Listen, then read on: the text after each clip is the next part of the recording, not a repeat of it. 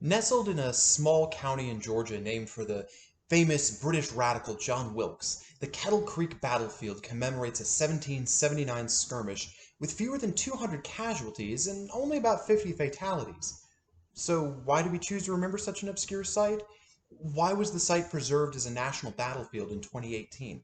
Well, first, some background. On December 20th, 1778, the British forces under the command of Lieutenant Colonel Archibald Campbell took control of Savannah, the largest and most important city in Georgia.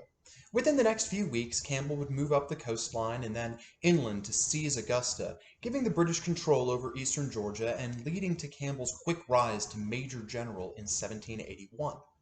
With all of these significant movements, the Patriots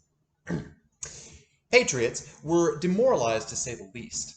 However, a regiment from South Carolina under Andrew Jenkins joined the surviving Georgia troops and began a counteroffensive, hoping to isolate Augusta. Loyalist Colonel John Boyd brought nearly 700 men down from South Carolina to reinforce the position at Augusta, pillaging the countryside as they went. As his troops mounted at Kettle Creek, they were ambushed by Pickens and his forces at 10 a.m. the morning of February 14th. Although the Patriots were outnumbered 2-1, they had the element of surprise and inflicted heavy casualties as they mounted a three-pronged offensive into the unprepared camp. As he attempted to marshal the retreat, Colonel Boyd himself was struck through with 3 bullets, mortally wounded, and his troops were scattered. The Patriots had won the day.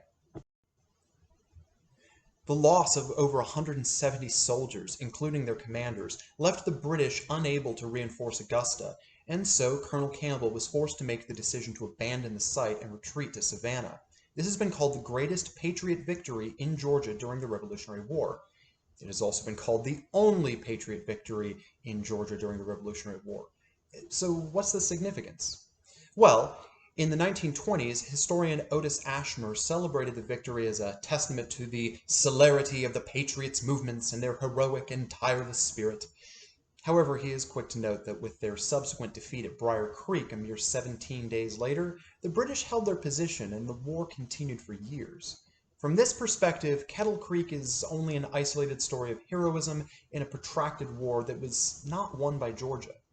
By contrast, in commemorating the site when it was officially preserved by a grant from the U.S. Park Service, Congressman Jody Hice said that it was a surprise victory for the Patriot militia, noting that Kettle Creek made headlines in Philadelphia, Boston, and London. He noted the morale boost of seeing a number of backwoods troops defeat the British Army in what was supposed to be a loyal colony, frustrating the Crown's efforts to hold even the most remote part of America. By highlighting the effects of on the fighting spirit rather than on the tactical gains, this perspective explains how a small victory emboldened the people of Georgia to remain in the fight and to ultimately win their independence. So what remains at the site today? Well, the first effort to preserve the memory of Kettle Creek was by the Daughters of the American Revolution in the 1920s, and a monument was placed on the hill there by the War Department in 1930. In the 60s and 70s, additional monuments were added commemorating the battle and soldiers who died there, and it was listed on the National Register of Historic Places in 1975. In 2018, the site was purchased by the American Battlefield Trust, tripling the size of the site and adding trails to attract visitors. In 2021, Kettle Creek became a National Park Service's affiliate, ensuring its preservation for generations to come.